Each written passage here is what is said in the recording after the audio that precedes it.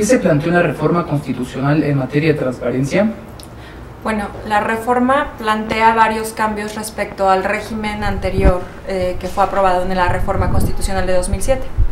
En primer lugar, se amplía el campo de sujetos obligados a partidos políticos, sindicatos que reciben y ejercen recursos públicos, personas físicas y morales en las mismas condiciones, y fideicomisos y fondos públicos. Antes, estos sujetos mantenían un régimen de excepción aun cuando ejercían recursos públicos. Otro de los grandes logros de la reforma constitucional fue que se declaró la definitividad de las sentencias de las resoluciones del IFAI. Anteriormente, estas resoluciones podían ser impugnadas por los sujetos obligados cuando consideraban que no cumplían o que violaban algunos derechos. Otra de las grandes cosas es que se obliga a los órganos o a los sujetos obligados a generar información.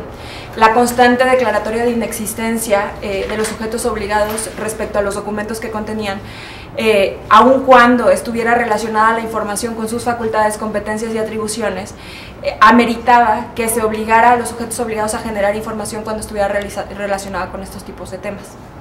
También se le otorga autonomía constitucional a los organismos garantes del derecho de acceso a la información, como el IFAI y los órganos similares en los estados, y a su vez se le otorgan nuevas atribuciones que son las de revisión de las resoluciones de los órganos garantes locales y la facultad de atracción cuando algún tema fuera novedoso, de trascendencia e importancia para la sociedad.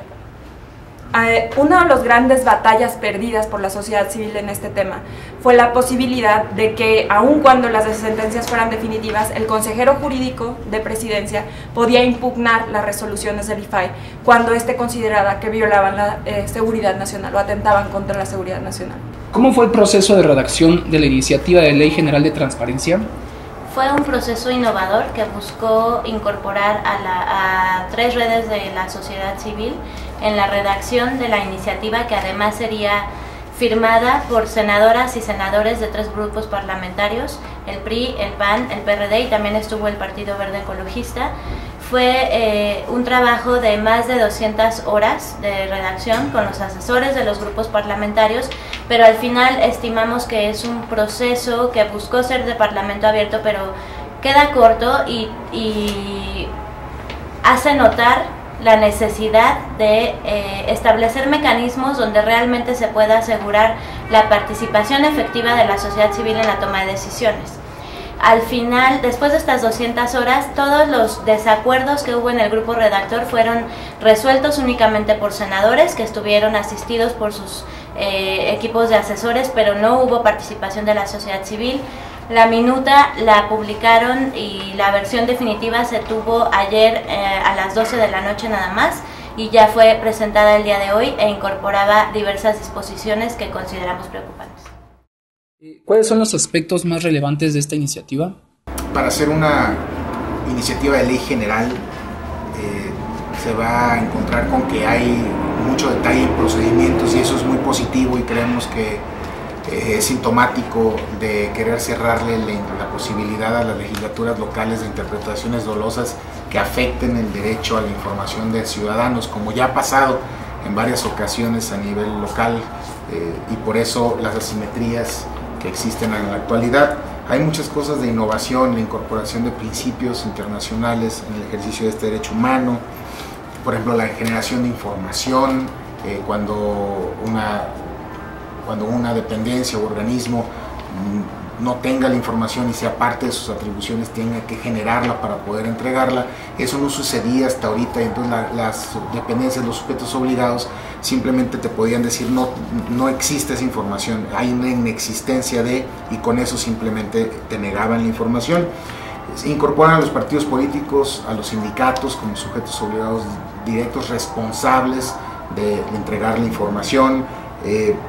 Los fideicomisos, los fondos públicos, cuando involucren recursos públicos, también serán sujetos obligados de acceder a la información.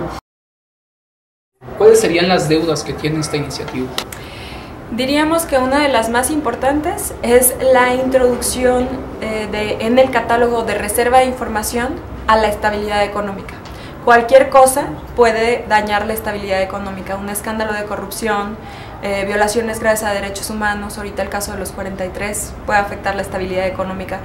Y esto fue una cosa que se discutió ampliamente dentro de las mesas de trabajo y que se consideró por los propios asesores que no se iba a introducir, y finalmente ayer a las 12 de la noche se incluyó. Otra de las cosas que nos preocupan muchísimo es que se sancione a los funcionarios públicos de los organismos garantes cuando revelen información que pueda generar daños y perjuicios a los sujetos obligados. Es decir, cualquier cosa puede generar daños y perjuicios a los sujetos obligados, y no se hace y se genera una nueva categoría de restricción de información. Esto inhibe a los órganos garantes de fungir como órganos autónomos y especializados, y esto es bastante grave. También durante los corchetes hubo un tema que nos preocupa bastante. Es el tema de los secretos bancarios, fiscales, fiduciarios, cuando el titular de estos secretos sea un sujeto obligado que ejerza recursos públicos. Y que involucre el ejercicio de recursos públicos nada más es la excepción. Es decir, la excepción no ubica a aquellos sujetos obligados que tienen cuentas que no ejercen recursos públicos, pero que están los recursos públicos ahí dentro. Eso nos preocupa bastante, porque el hecho de que sea confidencial la información le da una calidad de secrecía mayor aún que las reservas. También hay una consideración o una excepción para las reservas infinitas, y esto viola los principios internacionales del derecho de acceso a la información, pues cualquier reserva tiene que ser temporal y tiene que estar definida, y no hay un proceso específico para extender estos periodos de reserva.